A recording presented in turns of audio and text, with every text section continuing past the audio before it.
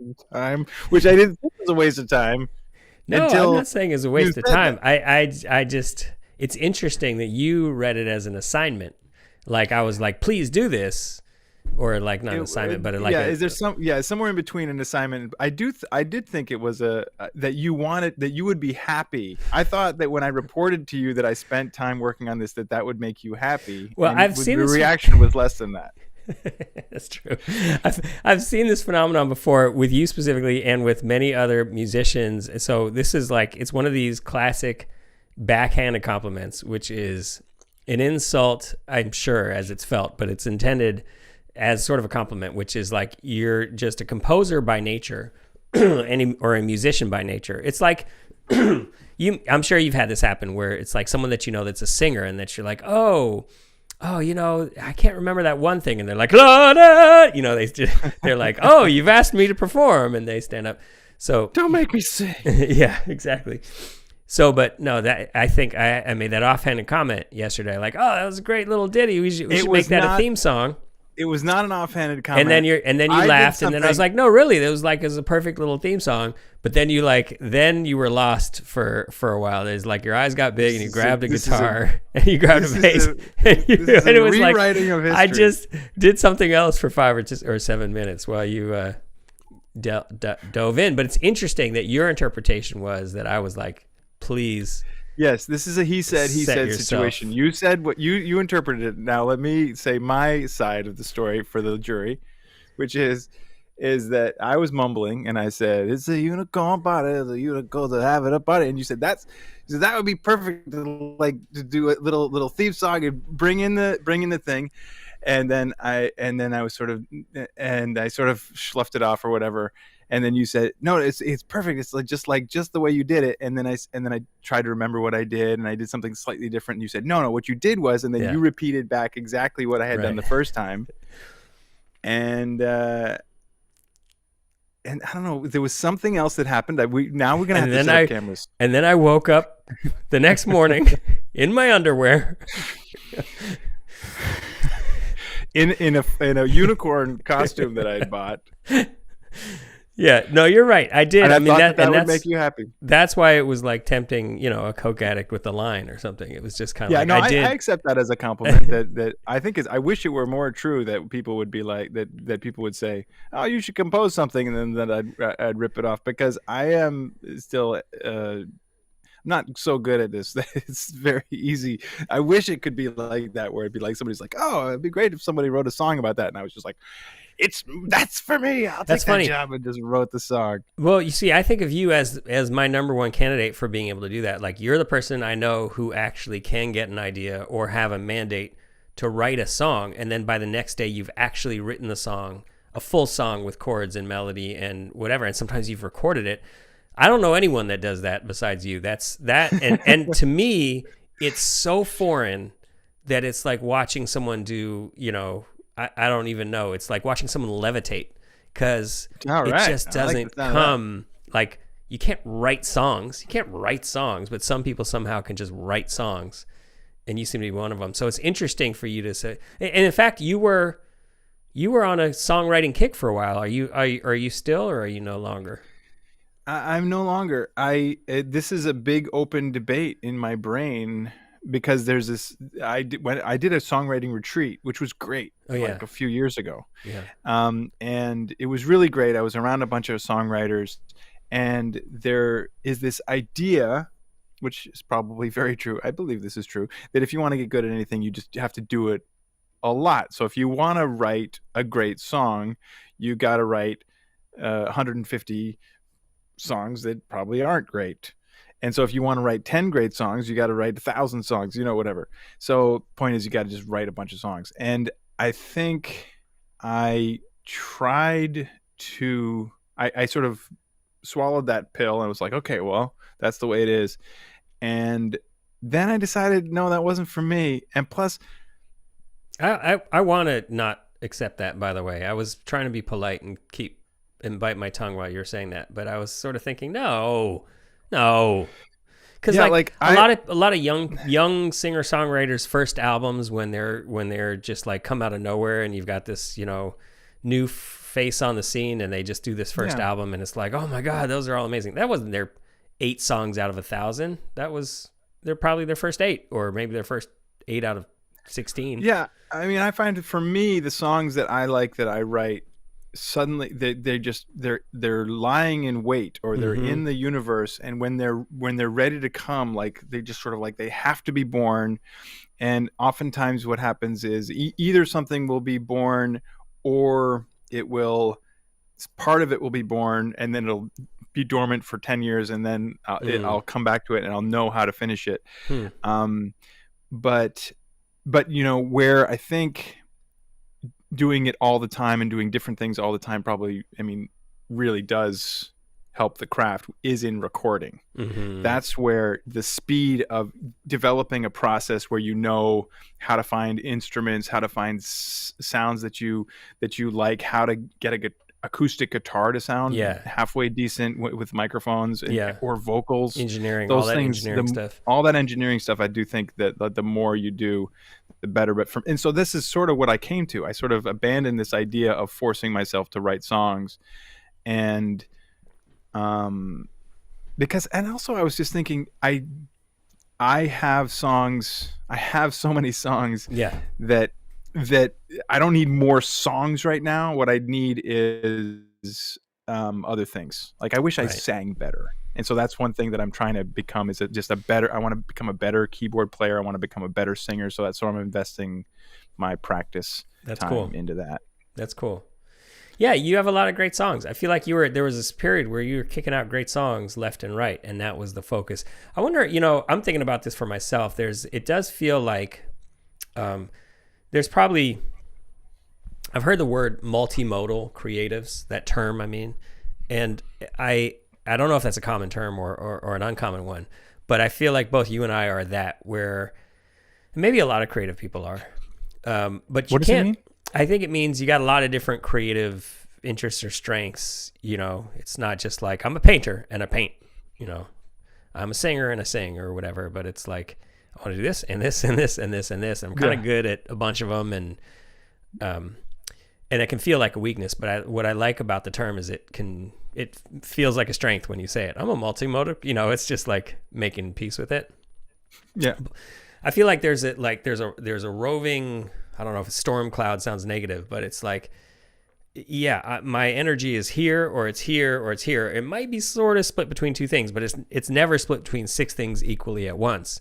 So I'll go through this sprint where I'm working on music, and then I'll go through a sprint where it's all about this video project, and it really moves around like that. Yeah, for me too.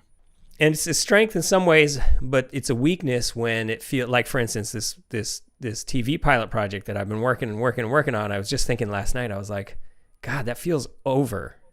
And I need it to not be, I need to like finish, I need to do the edit and whatever. Right. But my storm cloud has just completely moved on somewhere else. And I needed like, okay, let me finish this, because so many times in the past I've regretted when I've gone back and been like, why didn't I finish that thing? Mm-hmm. Interesting. I mean, I do wonder is there something else that has caught your attention that's sort of calling you, like, do this instead? Yeah. Is there what? Yeah. What it's this podcast that I'm setting all the equipment and getting my list of people and trying to set up this studio so that I can actually, once the surge is down, I can actually invite someone in. That's where my excitement is. But part of it is because the edit is super difficult right now for me. And so today, after we do this, I am going to sit down and slog my way into the edit. Yeah. So slog. I'm not letting it go, but I'm just very aware that's, the resistance is just pulling me all away from that other thing, which is like 60, 70% the way there. And it's a huge mountain that I've already climbed. Yeah. But I'm just like, let me slide down. That thing's over. Well, I wonder if just tell me if you think this, it might be helpful. That is it possible that so you have this new scent of fresh baked cinnamon buns in setting up your podcast situation, right. And you're like, no, okay, gotta finish my dinner. Is it possible that it could help break through the resistance if you sort of give yourself some cinnamon buns and just be like, I'm just gonna like two cinnamon buns, and then just give yourself to the setting up your studio Yeah. and finding equipment or whatever, and be like, okay, now I'm Yeah. gonna have my. I mean, it's backwards. I was gonna say, eat your dessert first or whatever, Totally. but I don't know. I wonder if giving in a little bit might help. Yeah. Well, and I've done that. I think you're really right. I mean, I think you're right that being doing creative things nourishes other creative things, but that's also Yeah. true that like getting outside and taking a walk nourishes Mm-hmm. creativity, right? So it's like so last Friday I was in here and I wasn't doing what I want to do, and it was like gorgeous out, and it hadn't been gorgeous, and I was like, I got to just get out. Sorry, is that rubbing it in? No, no, no, Oh, no. I'm feeling oh, for you. okay. I thought No, that yeah, was a cringe I because you're in a wasn't jealous. okay. I mean, I could be jealous But because I was like, it's I should ice get storm out into outside. the world, and Yeah. instead I'm gonna force myself to be here and not really make it. So but that was a poor choice. I should have got out into the world because that's gonna come back to me. However, there's also a point where I've been finding other inspirations now for weeks and weeks, and I need to just Yeah, got to slog. I'll tell you one other thing, which is right before the 49ers playoff game last weekend, which I was interested enough to watch, and like I was like, well, I got to do this. I got to do this video editing beforehand, and I put it off until 45 minutes before the 49ers game, and because I had that short window, I was just like dialed Super in, productive. and I made so Nice. much progress right up until the end, and I was kind of like, I should just keep going, and then for some reason I reported to the TV and watched the game, which I enjoyed too, but it was like the moment it was working. It was working when I just sort of had this brief window instead of all afternoon. It sort of it sounds like, are there ways to hack Yeah. our brains to like trick ourselves to like find the motivation? Like if there was something here and it was like squeezing our time and like what worked there? Yeah, Yeah. that's really interesting. Just hire your family to periodically be like, we got to go in 45 minutes. And be like, oh, okay. And I just gotta do this. dial in. Yeah, that's a good idea. So that's exciting though that you're gonna spend this time afterwards Yeah. slogging. I mean, I guess saying it's exciting to slog, but Well, it's exciting for me that you're gonna move forward on this stuff. Do you have an idea of what you're gonna? I did have a little breakthrough right before that playoff game. That's what I forgot to say, is that I feel like, Nice. I got unstuck. So I got unstuck, but I didn't actually act on it. So now I'm just hoping I'm going to go back and it's going to like reoccur to me what the thing was, what my breakthrough was, and then I'll be able to just start walking. Interesting. Can you share what you think it might be? Maybe that'll help you find it. Or I mean, like how? I'm trying to think of like, yeah. Did you write it down or something? Like this is the insight. It's like I have it a little bit in my brain, but because of the way my brain clears itself, what I'm worried is if I try to say it now and it crashes and burns, you'll spend it. I'll spend it, burn the currency. or I'll sit there judging myself, going, it's terrible. Stop, and then it'll be burnt. But as a deflection, what about songwriting? Where does that feel? What does that feel like for you right now when you think about that? Like not interested, or just like, oh yeah, that'll be there when I get back to it. I guess you already said you're focused on the singing it's part not, and the playing. Yeah, it's more that it's more, I guess I feel confident that when I need to write the next song, it will It'll come. be there. Yeah. It's like I feel like I have the skill of writing songs. There was somebody that I met who I was talking about. This is back in the songwriting when I was trying to write more songs. Somebody's like, "Oh yeah, I have a friend who does this internet thing, song a day. He does a song every single day, and he's got a blog, and he puts out his new song." And I think that was part of when it started to make me realize that this is not a foolproof plan. Because if you become a song a day person, it's just like, how inventive are you going to be with your core? I mean, especially if you're a person with a guitar and vocals, it becomes like, oh, I turned on my microphone today and had to adjust the settings. And it's just like, is this really, is one out of 100 of those going to be, and how do you even find it? Like if you become a fan of this person, Yeah, yeah. Like it just seems like the wrong road for me. I mean, I'm sure that that actually works for this person in terms of finding an audience. I'm sure he has his favorite songs and his fans have their favorite songs. But I just imagine me doing it.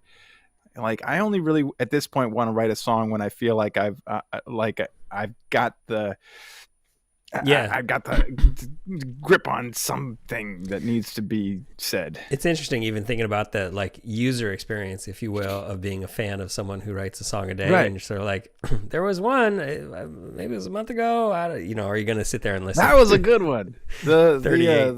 the St. Patrick's Day one. That was, oh man, I really like It's that. like, I got to play this one for you. Hold on. Is it? No, it's not that. Hold on. No, it's not that. Hold on. You're like 45 songs later. Well, here's another thing, which I'm sort of projecting because I can relate, but I think it's more so for you, which is you do have a lot of great songs in the can, and they're kind of that's where they are. You're probably over them in your head, and they feel like Or you've put them more out yeah. in some I've been form. convinced. I think I've been convinced, and it'll be that that they're not good enough. That like I still believe in the song, but it's like it's like I do sort of the cliche that you feel like your songs are like children in a way, like your Mm, children. They're not entirely yours. They have their own personality, but you're rooting for them, mm, and and in some ways, every recording of a particular song is almost like the school picture that you get. And you're like, it's fine. It doesn't really capture the beauty of my kid, mm, but it's fine. And then, hope, and maybe you take a picture every single year. And one of them is just like, oh my, that picture really captures mm. that kid. And so I guess at this point, I am convinced that very few of maybe none of my songs have got the photo of them Hmm. that really shows their personality, So and that's what I would and I so I do. Part of me thinks that's what I would like to do is hmm. somehow work with a producer that knows what they're doing more than me. So every school photo Um, could be perfect. I mean, it's a pretty Not perfect, good but better. it's a pretty good metaphor though, because if someone else looks at your kid's school photos, they don't see that. They're like, those are great. And that's sort of how I feel about your songs, which is like, those are great. And the difference between like, oh, you might fix this guitar, or maybe your voice, or here or there, I wouldn't even notice. I think it's just like, it's realized. When I listen to one of those songs, I'm like, oh, that thing is realized. That's cool. And you don't care. It's sort of like, You don't, well, okay, yeah, you don't care. And when you see a picture of somebody else's kid, and you're like, yeah, that's a good picture.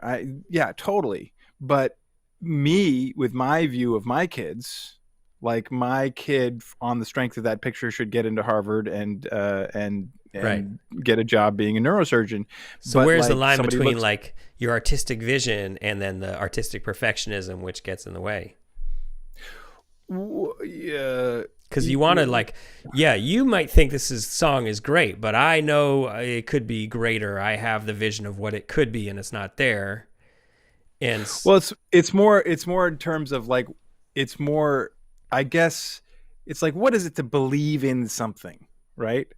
It's like, and I think that, and I imagine that if it had a, let's say, the metaphorical picture that really just captured the charm of the kid in a way that just really, make it stand out on the page, not just to somebody who already knows the kid, but somebody out of a random pile of kids would be like, wow, that kid's really got a charming look about them out of the thousands and thousands of other pictures. You sort of believe, I mean, I guess the point is that I believe that if I had a recording of one of these songs that really, really captured the essence of it in a really nice way, that it would be shared. People would be mm, like, you got to hear this. This is amazing, mm, and it would. That's the sort of maybe that's the hope for a song that you produce, mm. is that it'll on its own it'll go out into the world and find its audience, because people will be like, you got to hear this. This is something special I out of wonder a if that's field of true though. millions Like, and billions of songs that are out there, which I Yeah. wonder if that's true. But yeah, okay, but that You maybe wonder is if the it could be good enough that it would that it could be good. You yeah, articulate more about you wonder well, what could be that's the true. hope. That's the sort of tempting hope, right, for a songwriter is that I just have to write a song good enough it's gonna do its own work, finding its audience in the world. But I'm always struck by like, Writing it and then producing it. I mean, yeah, but I'm struck by like that's the big other piece. you'll hear a song from some nobody that for some reason you hear some way, or like some young person has these songs. You're like, those are outstanding. Those are amazing.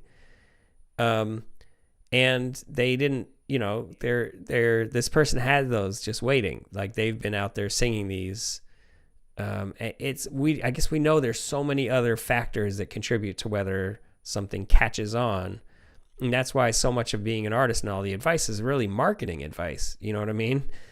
I don't know. I think it's probably the vast minority of people that just put out a song, and it's probably like different types of music anyway. It's probably young people putting out more pop-ish music that could find its audience. And even then, it's probably on the strength of a lot of sort of modern day marketing, social media Well, and that's whatnot. interesting. Yeah. I guess I've started started to think that like artists everywhere just have magical songs that they're basically sitting on. It's not, they don't find their way automatically. It's that they're, maybe a couple of them strike gold and do that. But probably most of them, they're just waiting there until they're discovered by the right people somehow, or marketed up to the right number of people. By the way, my battery is going to give out again. I forgot to change it. So suddenly I'm going to disappear. Then you can just have the whole floor to yourself. It seems like I'm really delayed anyway. That's good All of a because you sudden were I got staring at really me like you were just staring at me blankly, and I was starting to doubt my own words. Well, but the thing about the marketing piece that I was thinking that in some ways lately I've been thinking that the real job of the artist may be in finding their audience. I wonder if my audio also delayed? So Yeah, you everything think? now I has don't know. gone higgledy-piggledy. Maybe this has all gone screwy. Yeah.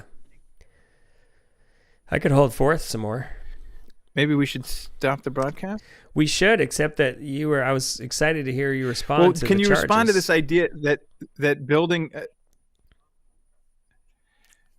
Say the charges again. Was that the whole thing?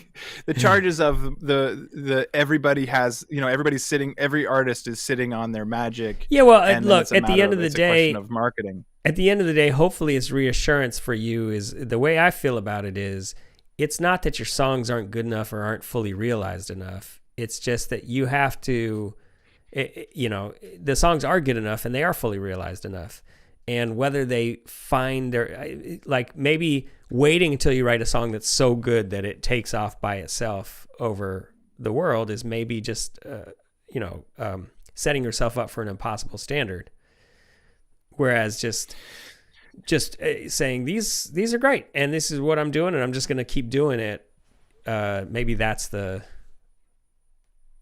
path. Like you might not have to be better at anything. Yeah, no, I think I'm fine with that, and yeah, it's whether whether or not something happens is not a huge concern, but every now and then I will hear a producer and I'll say to myself, oh, I mean, just talking about a producer who's just on the internet doing things, not a big famous person, but they'll be putting together a lot of things, and I'll say, oh man, maybe this person has the clue to tightening up this mix in a way that would just like help it feel better on more speakers and just sort of catch with one of these songs that I already have. So it's not so much that I'm fine with whatever happens, but I guess I still do when it comes to maybe taking more pictures of my kid, getting another shot at a song that I've already recorded, not just being like, it's good enough. Yeah. I mean, I'll continue to write new songs. And sometimes I do think that I'm making a mistake by looking at old songs. That's just like, come on, just that's in the past. That was Huh. 3 years ago. But Yeah. it's just like, yeah, but I mean, I put my heart and soul in it, and 40 people have heard it. Yeah. Yeah. So Yeah. it's just like, did I really? I mean, like people It's talk not about just that, but marketing. it is good. Yeah. Like how can it find it? It doesn't have to be any better to appeal to a lot more people than 40. And that's what's so maddening about it. And it's easier for me to see externally because it's not my baby that I'm worried about, right? But like I've heard your songs, yeah, they're great. They're easily good enough to be heard by hundreds By of thousands of 50, people. hundreds of 50, people. 58, 60 on a good day. I'm not saying. No, Yeah. but there is that's the nut to crack, and that's what's so maddening as an artist because you don't want to spend your time marketing and watching videos on how to um, bludgeon people over social media to, I don't know, maybe that's not fair, but anyway, it's certainly a different undertaking to create the art versus to somehow get it out there in front of the right people. Yeah, and that's why the old model, made some sense. If you could just believe in the divinity of of record companies and their clairvoyance, that sort of like, oh, you apply to the gods somehow, and if they pick you out of the haystack, then they do all of that, Yeah, and you just get to be a drunken asshole. right. Great. So that that was better. Yeah, that's the Why did I dream. just go to? I cursed. It went a little dark right at the end there, but maybe that's No, that's the dream. I said it in a sort of a dark way. Yeah, it's all right. All right, No, let's. but it's not. But the point is, it's not so much being. We gotta go. Okay. So No, it's all right. We're so out of sync. I just I'm convinced my camera's gonna go off any second. Finish Okay. your point. Well, it's not that was this nice dream that if you got picked, you could just be an artist, and it's still true. But less people are being picked, and more people are figuring out how to do it on their own, and that's still the journey that I'm on. And I know, as much as I don't want to be overly perfectionistic, I know that I'm still at the amateur level when it comes to producing these songs, and it's cool to imagine that the songs that I've written that I do think have the potential to be really great, that maybe I could take another crack at it. Yeah. Yeah.